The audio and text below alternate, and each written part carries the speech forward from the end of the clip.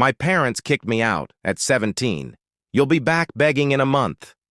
My mother smirked. My father slammed the door in my face. I got angry. I never looked back.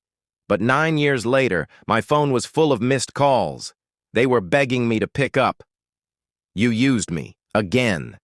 And now you're standing there acting like you didn't know? Don't you dare pretend. My voice shook, not with weakness, but with the force of years I had kept silent. Lower your tone. My father snapped, jaw tight. Or what? I shot back. You'll slam another door in my face? Silence. A silence that pressed against my ears like static. My mother stood by the fireplace, her arms folded like armor, her lips pursed into a smug line. My sister Emily sat on the edge of the couch, pretending to scroll through her phone, but her eyes betrayed her, watching everything. Derek, my older brother, leaned against the kitchen counter with all the self-satisfaction of someone who had never been told no. We did what we had to do. You wouldn't understand, my mother said too calmly. You forged my signature. It was for the family. You mean for Derek. Watch your mouth. I pointed right at him.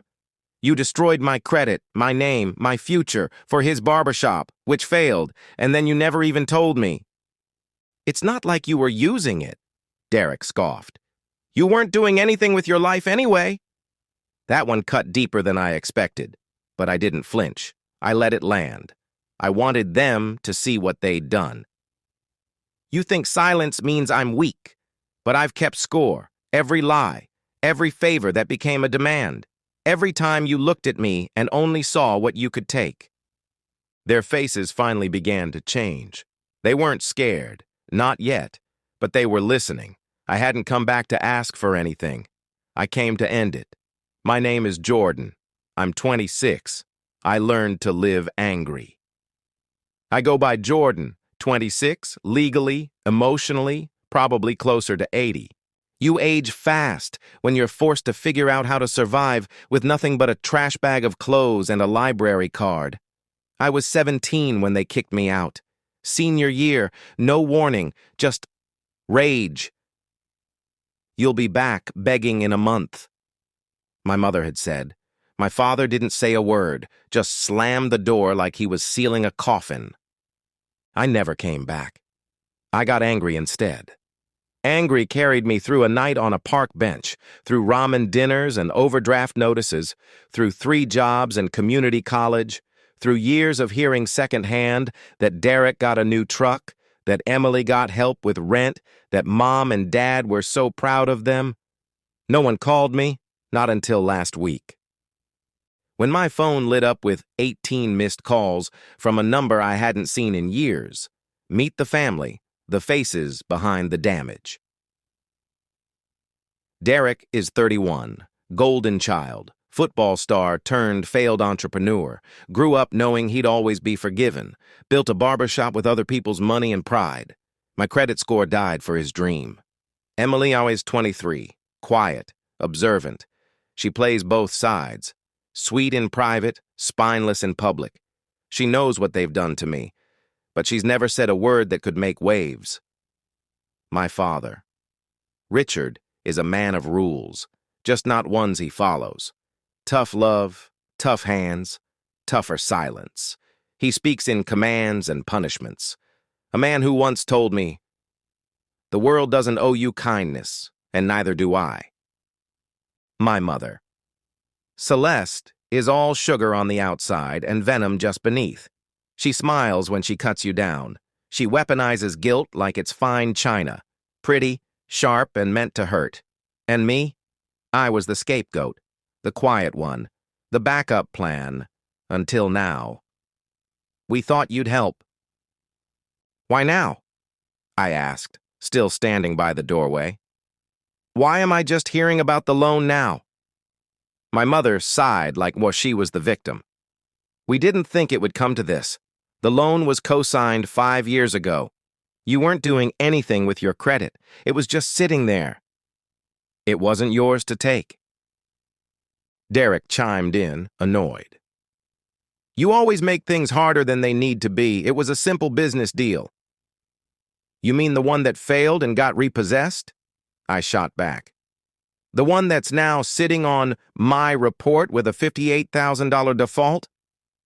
My father stood, finally. You think you're the only one who's struggled? That we didn't suffer too?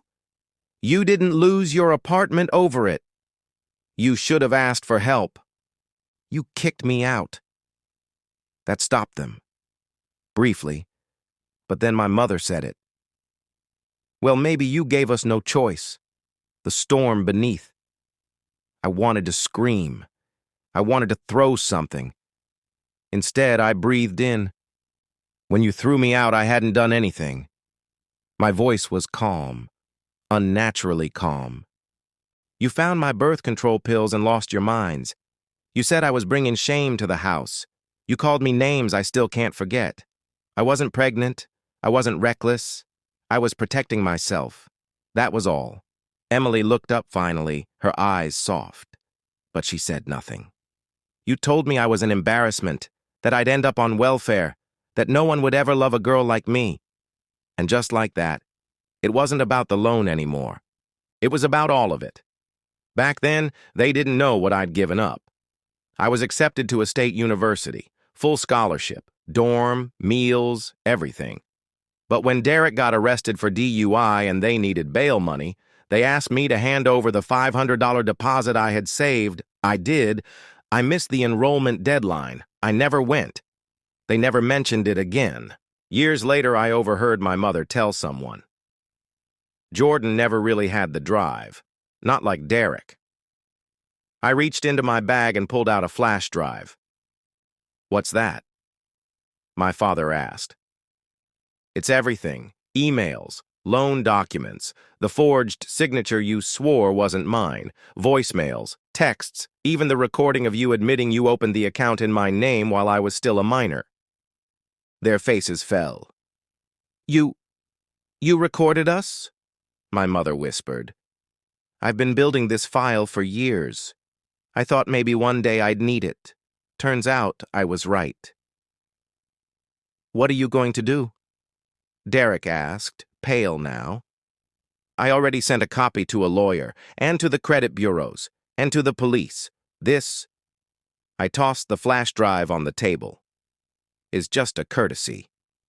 Derek stormed out first, kicked over a chair, slammed a door. My father stared at the floor like he'd lost a war he never prepared for. My mother? She cried. Real or fake? I didn't care, Emily whispered.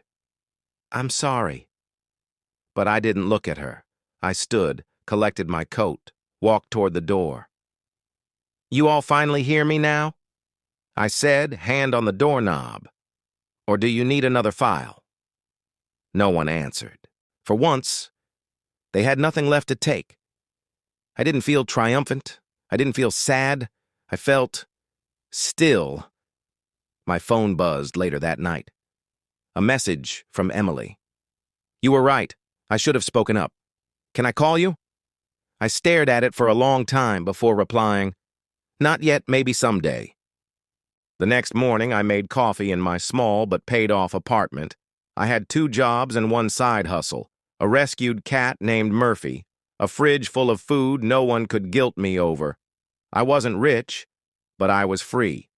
A week later, I got a letter in the mail from my father. We were wrong. About you, about everything. I don't expect forgiveness, but I hope you'll find peace. It wasn't enough, but it didn't need to be. Because for the first time in my life, I wasn't waiting for their approval. I wasn't standing outside hoping for someone to open the door. I was already home.